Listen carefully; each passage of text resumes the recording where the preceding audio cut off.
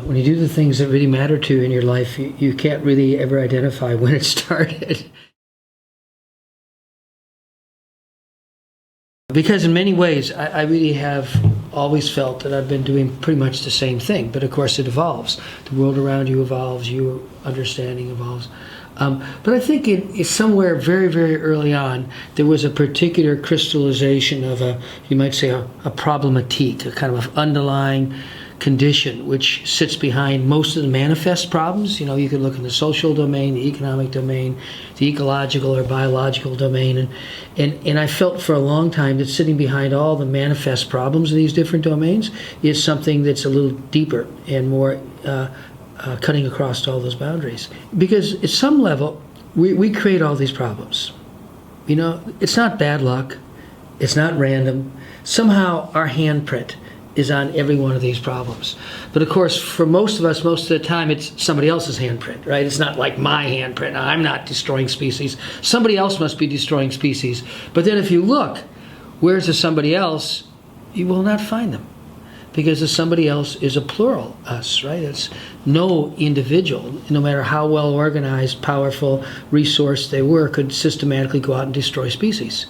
And the World Wildlife just published their Living Planet Index, and we've lost half of the wildlife in the world in the last 40 years, which kind of tells us again what we all know, that this accelerating negative impact of human activity on the living world is not just a figment of our paranoia or our fears. There's really factual basis for that.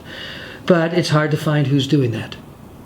So I think I've always had this feeling that there is a who, you might say, that's acting, you might say an agent, because there's agency.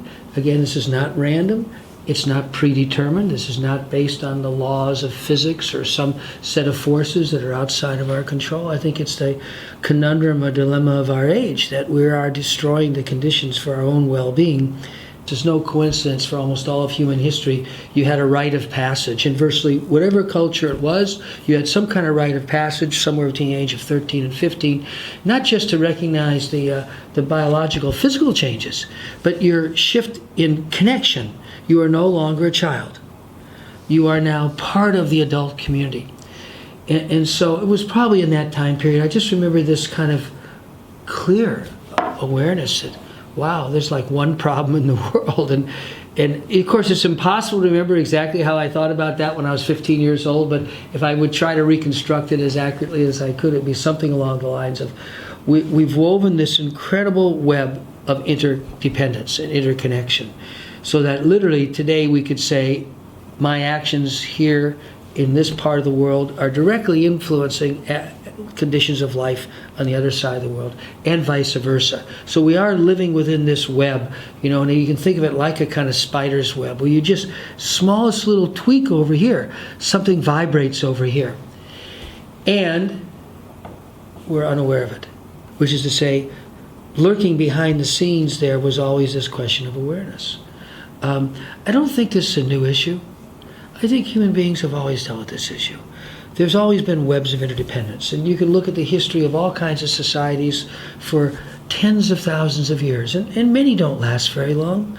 You know, they grow and they overexpand their niche, they deplete their local resources, they foul up their rivers, they can't settle their conflicts, or they just wipe each other out, or greatly reduce their numbers through warfare and other forms of conflict.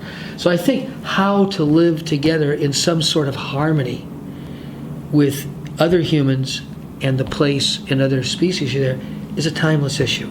And I think probably if there was possible to look at the history of every single society or social order that ever came into existence, my bet is you'd find that 90% of them don't last more than maybe 100 or 200 years, because they can't achieve that kind of harmony.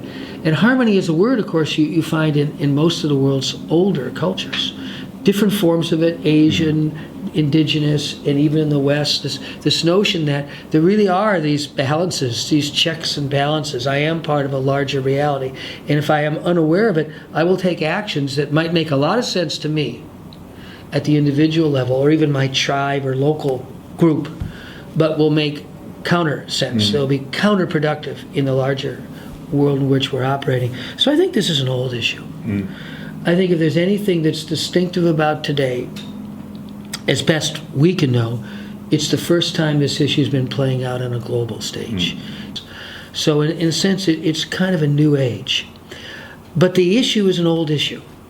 It's just that now we have to awaken to it at a global scale, as opposed to just a local scale. And given what I assume is a fairly accurate, but obviously broad brush rendering of human history, that most human societies have failed to achieve harmony on a local scale, the odds are probably not terribly terrific that we will achieve this on a global scale.